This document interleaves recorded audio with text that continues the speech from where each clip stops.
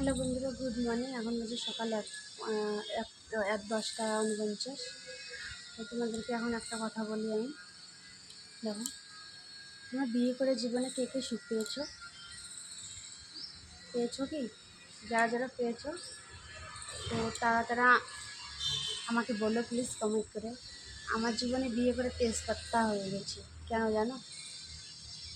তো সুন্দর দেখে লাগলাম, পাশ ফিরে দেখি কি শিমুলের গাছ। তো এটা শিমুলের গাছ, কিন্তু আমার জীবনটা পুরো একদম তেজপাতার মতো হয়ে গেছে। তো তোমাদেরকে কি বলবো, আমার জীবনে যত কিছু সুখ শান্তি আশা সব কিছু মতলব এতটা এতটা বেকার হয়ে গেছে, এতটা খারাপ হয়ে গেছে। তোমাদেরকে বলে আমার লাইফটা যে এত কিছু বরবাদ হয়ে গেছে, সেটা তো তোমাদেরকে বলে বোঝাতে পারবো না। তোমরা হয়তো ভাবছো কি এমনি বলছি, কিন্তু না, আমি অরিজিনালি সত্যিই বলছি তোমাদেরকে।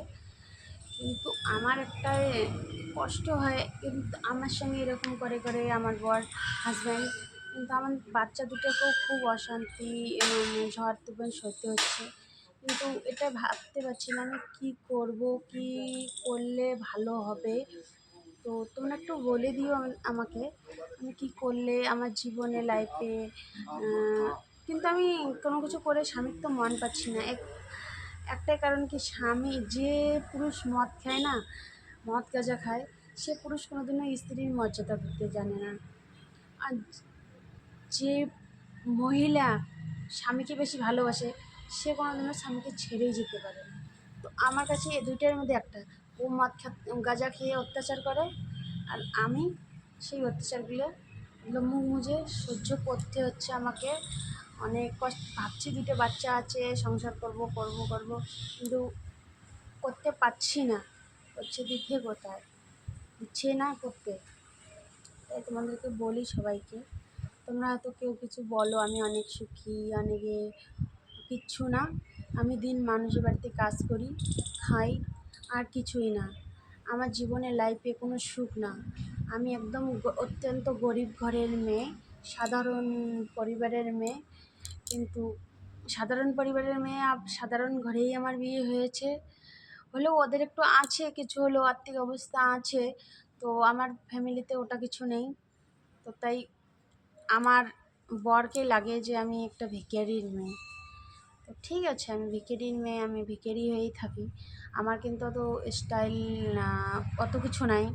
আমি যেরকম আছি সেরকমই থাকবো, আর আমি আগামী দিনে এরকমই থাকবো। আমি শুধু চাই, ভগবানকে এতটুকু বলি যে আমার বাচ্চা দুটোকে নিয়ে আমি যেন ঠিকভাবে খেয়ে পরে দিন কাটাতে পারি। আমার জন্য কোনো শরীরে কোনো অসুখ বিসুখ কিচ্ছু দেয় না। আমার এই হাত দুটো পা দুটো যদি ঠিক থাকে, তাহলে যদি আমি সব কিছু কাজ ঠিক করে করতে পারি। আর একটা কথা বলছি তোমাদেরকে, পুরুষ মানুষের মন কখন বদলে যাবে গিরগিটে রঙের মতো, কেউ বলতে পারবে না।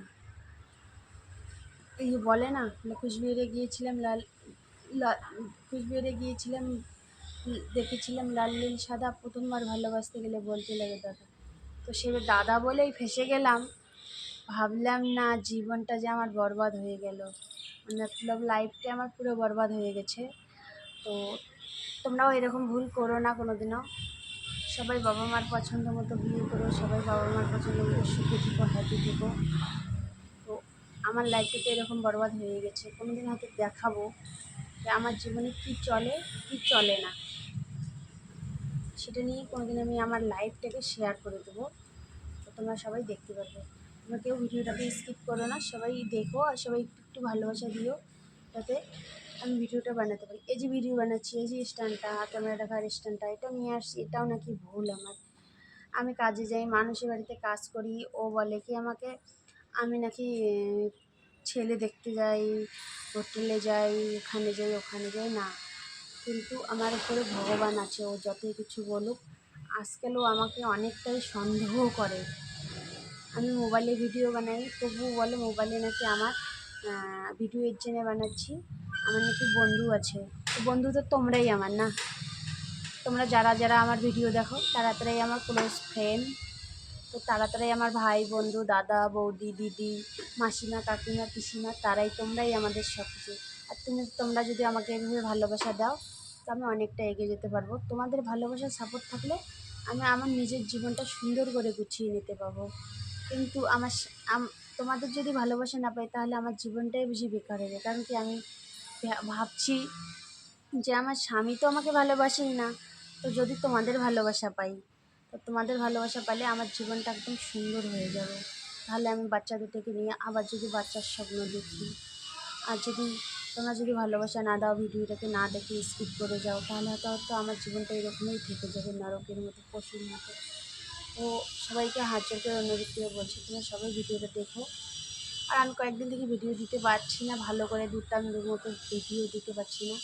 এই কারণে দিতে পারছি না, খুব প্রচুর ঘরে অশান্তি, জ্বালা যন্ত্রণা। ফোনটাও আমার অর্ধেকটা ভেঙে দিয়েছিল, আবার আমি ঠিক করে নিয়ে আসছি। সিমটা বের করে ভেঙে দিয়েছে, আবার আমি ওই নামে সিম বের করে নিয়ে আসছি।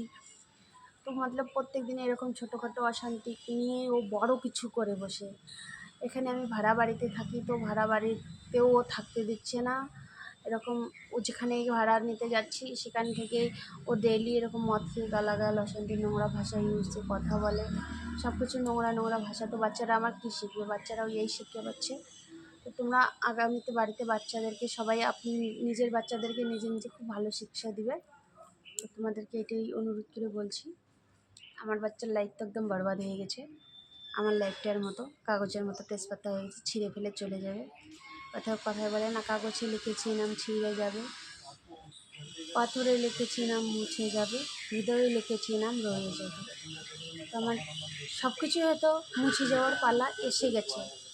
তাছাড়া মুছে না দিলে হয়তো আমার জীবনটা কোনোদিনও থাকবে না, তার হাতে হয়তো আমার শেষ কাজটাও হয়ে যাবে।